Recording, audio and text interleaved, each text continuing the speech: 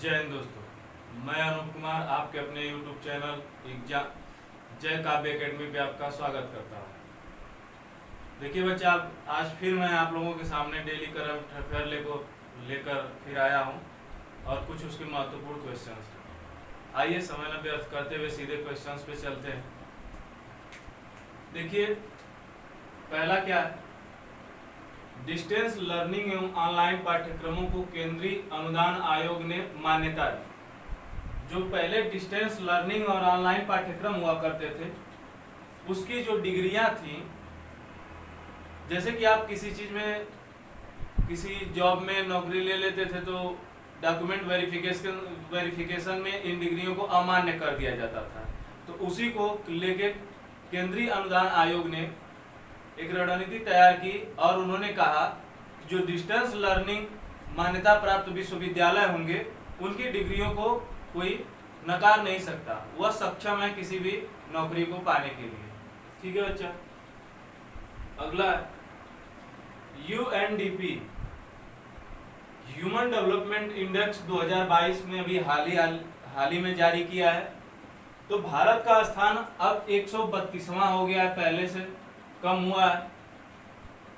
भारत का स्थान 132वां मानव विकास सूचकांक के अंदर, मानव विकास सूचकांक में। ठीक है बच्चा। पहला स्थान स्विट्जरलैंड का है, दूसरा नॉर्वे है और तीसरा आइसलैंड है। और उसमें अगर पड़ोसी देशों की बात किया जाए भारत के, तो बांग्लादेश का 129वां स्थान, नेपाल का 143वां और भूटान का 127वां स्थान है। आगे चलते हैं। भारत में पहली सस्टेनेबल मोबिलिटी स्टार्टअप, देखिए इंपॉर्टेंट क्वेश्चन है बच्चा। भारत में पहली sustainable mobility startup Dandera ventures company के द्वारा पहली इलेक्ट्रॉनिक कार्गो वैन लॉन्च की गई। पहली कार्गो वैन मतलब सामान को ढोने वाली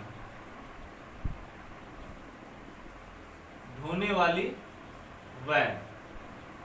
ये अपने तरह की भारत की पहली वैन है जो सामान की वाहन क्षमता, मतलब उसकी वाहन की क्षमता जो है वो कितना है, वो 900 किलोग्राम तक अधिकतम भार ले जाने में सक्षम है। तो इंपॉर्टेंट बन जाता है sustainable mobility startup Dandera ventures के द्वारा भारत की पहली इलेक्ट्रॉनिक कार्गो वैन लॉन्च की गई।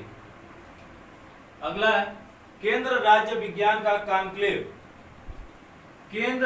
विज्ञान कॉन्क्लेव का आयोजन अहमदाबाद में किया जा रहा है। वो 10 से 11 सितंबर 2022 को होगा, जिसका उद्घाटन PM प्रधानमंत्री जी के द्वारा ऑनलाइन किया जाएगा। इसमें कुछ जो लक्ष्य रखे गए हैं उस मुद्दों पर विशेष बात होगी, जैसे विजन 2047 पे किसानों की आय 2 गुना करने संबंधी मुद्दों को लेके, किसानों की आय 2 गुना करने की संबंधित मुद्दों को लेके, सतत कृषि विकास को लेके, जल को लेके, और सबसे इम्पोर्टेंट कि डिजिटल स्वास्थ्य देखभाल के लिए जो 2030 तक विजन तैयार किया गया है उस मुद्दे पर बात किया जाएगा। अगला आते हैं मंथन सम्मेलन को भारत के किस राज्य में संचालित किया गया, तो वह बेंगलुरु में संचालित किया गया। और ये हमारे परिवहन जो मंत्री हैं केंद्रीय, Nitin Jairam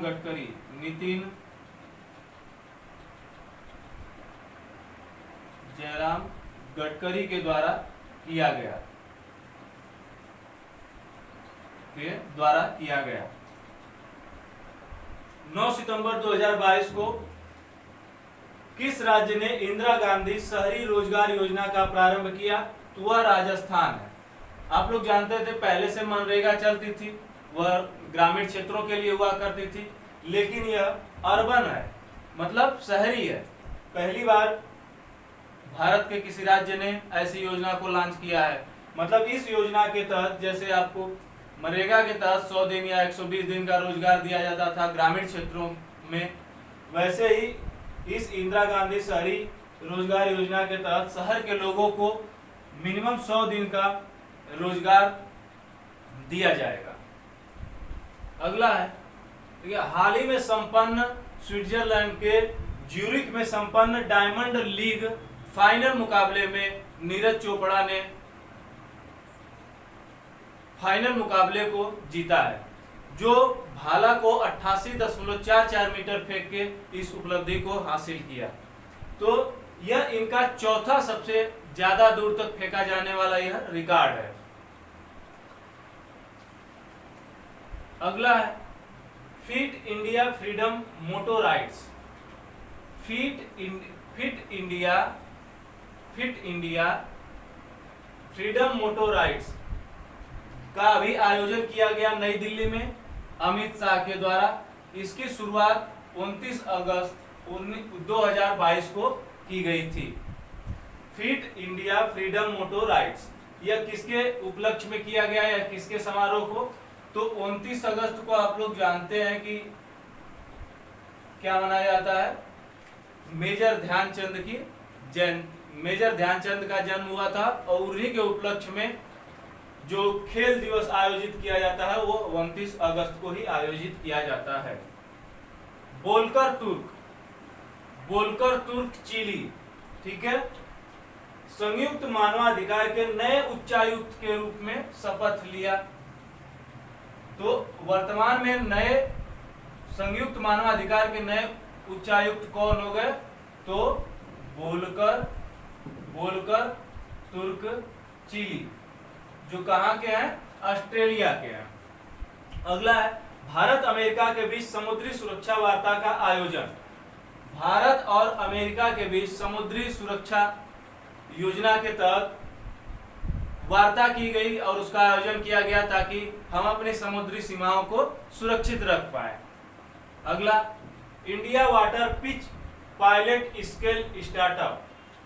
India water pitch pilot scale startup 2022, यह अमृत भारत अभियान के तहत एक सभी कह सकते हैं कि राज्यों को एक टारगेट दिया गया था कि आप ज्यादा से ज्यादा स्वच्छ जल का या स्वच्छ वातावरण का निर्माण करें। तो उसमें से 222 प्रविष्टियों से कुल 76 स्टार्टअप प्लेस निर्धारित किए गए। अब उनको क्या फायदा होगा? उनको यह फायदा होगा कि पहले सरकार के द्वारा फंडिंग सपोर्ट मिलेगी, और दूसरी बात, मेंटरशिप के रूप में 20 लाख रुपए दिए जाएंगे ताकि आप वहां का विकास कर पाए। ठीक है बच्चा, तो ये रहे आज के टॉप 10 करेंट अफेयर्स के क्वेश्चन। प्रतिदिन बच्चा इसको देखिए आप और अच्छे से तैयार करिए। कंटेंट में कोई दिक्कत नहीं है। आपके एग्जाम में सारे एग्जाम ओरिएंटेड चीजें ही ढूंढ के लाई गई हैं ताकि आप लोग बेहतर परफॉर्म कर पाए, करंट अफेयर से संबंधित कोई समस्या ना रह पाए। तो ठीक है बच्चा, कंटेंट अच्छा लग रहा है तो आप हमारे चैनल को सब्सक्राइब करें, शेयर करें और लाइक करें। कोई भी दिक्कत हो तो कमेंट बॉक्स में लिखने का जरूर प्रयास करें। थैंक यू बच्चा। जय हिंद, जय काव्य अकेडमी।